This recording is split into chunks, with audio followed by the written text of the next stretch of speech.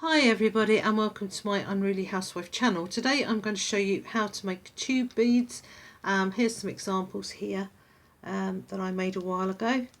And tube beads are really fun, and I'm going to show you how to make stripy ones because there are lots of different ways of decorating them, I'm sure, but today we're going to do stripes.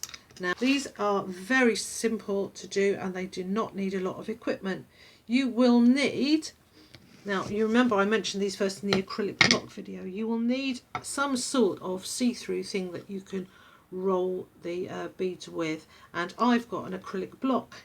You could perhaps use the glass from a small picture frame, but you would have to make sure the edges were bound and it was not at all sharp, or that could be terribly dangerous. We're going to need some bamboo skewers, and I've got 100 skewers here, so you want to find one that's as sort of flat and straight as possible, and goodness knows, you know, with 100 to choose from you should be able to find that all right. So you've got your block, you've got your skewers. You're also going to need a pan to put in the oven and a ceramic tile to work on and to put your pan on. Okay, I used my pasta machine to roll out the clay, ready to add later on to the bead.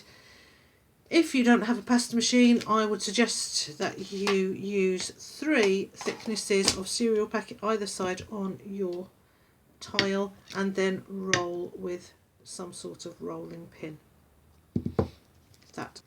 And here we are with the colours that we're going to use, because obviously I forgot to mention 2 other essential things: polymer clay and a decent sharp blade. So I apologise for that. The list gets ever longer when you make these things, doesn't it?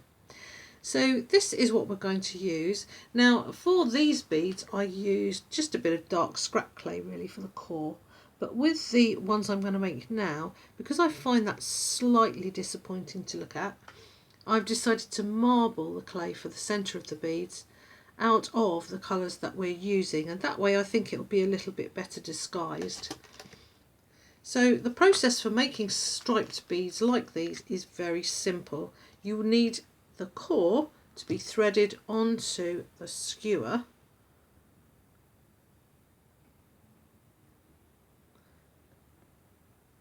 and you want the skewer to be right through the middle if possible.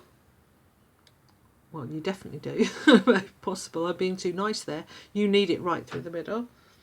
I haven't done too bad considering. And then you are going to add stripes of this clay. Now you could add the stripes before you skewer it actually, but you know me, I like to make my life difficult. So, and that's going to be one of the stripes on our bead. And you see you make it quite large because once you've rolled it out it's going to look entirely different. Now next to that I think I will put an orange stripe. So again, just use this to kind of judge.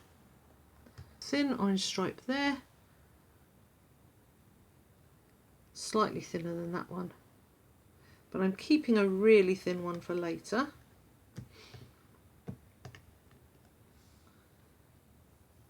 And next I'm going to put white.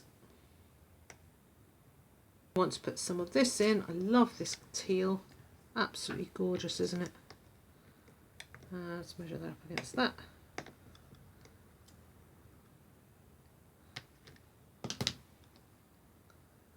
Teal there.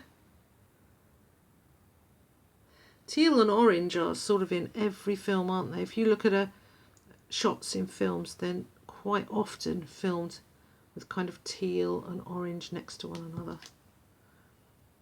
Let's back around to make this fit. The ends of this are going to get trashed when we roll it, so we don't have to worry too much about the stripes being perfect at the end. Perfect, I mean. I'm sure I said perfect then. Good grief. I'm going to have another orange there.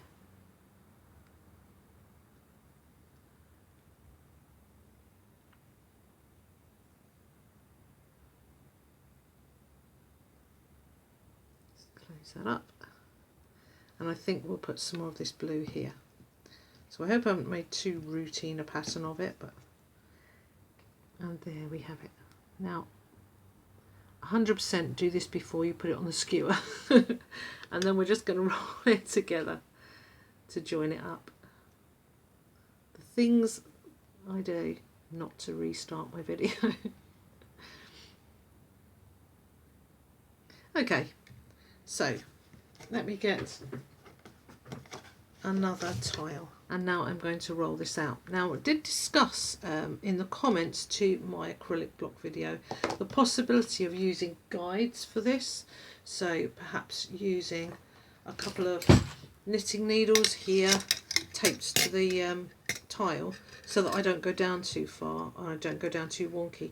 Now this morning I taped them on, I tried it and I found it quite annoying. And I also found that if you don't stop the moment this touches these, you start to make the hole bigger in the middle. So all in all, I decided to throw those out of the way and just roll it as it is with my acrylic block. And at the moment, I think you'll agree, it doesn't look too promising. Some of these gaps should have been closed up a bit, but it's going to happen. And I start to roll. And in fact, you could roll this way, couldn't you, and make it roll longer. And once I've got it sort of going, the trick is to roll it in one direction only.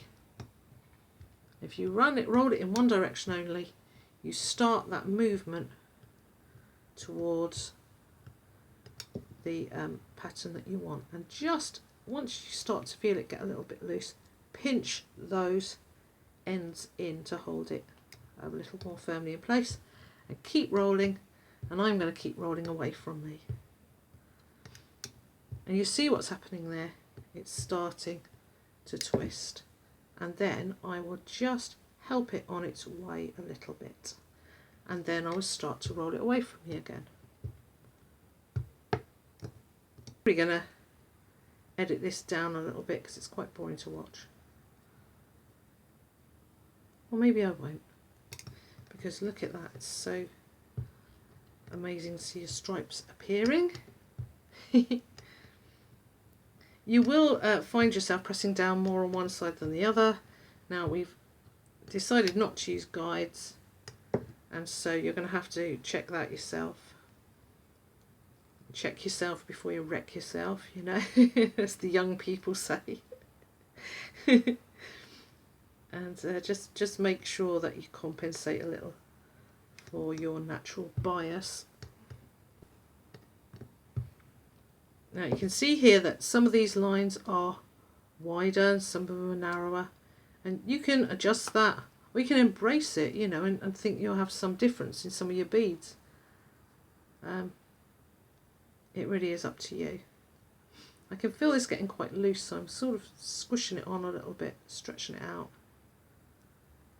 I think it's okay. Clay is such an amazing thing to work with, and you really do get an instinct for it. And the only way to really get your head around it 100% is to clay as often as you get the chance, really. There's no substitute for experience. Although goodness knows my tutorials are trying.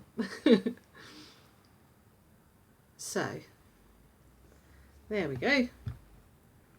I actually did a little roll, sneaky roll in my direction then, but we'll pretend that I didn't do that. Right, I'm getting to the ends of my acrylic block now. So let me see the size of these compared to them. Oh, that's okay. These are a reasonable size. So what I need to do now is to use my blade to cut. I'm going to cut the end off, and I find it very hard to keep this straight, but you can always flatten the ends out later. And look, there you have it, you've got your bead. So you could use a ruler or something to measure along properly. I'm just going to do these sort of as I feel, and just try to cut these straight. I'm hurrying a bit, and as I say, you can measure them, do them so they're all the same size, like a grown-up would.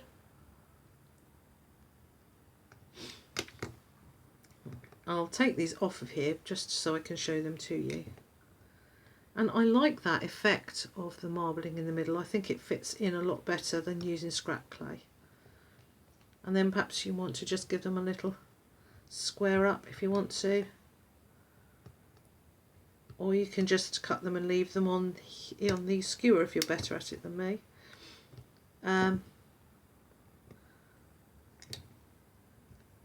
Okay, we've got the general idea, haven't we?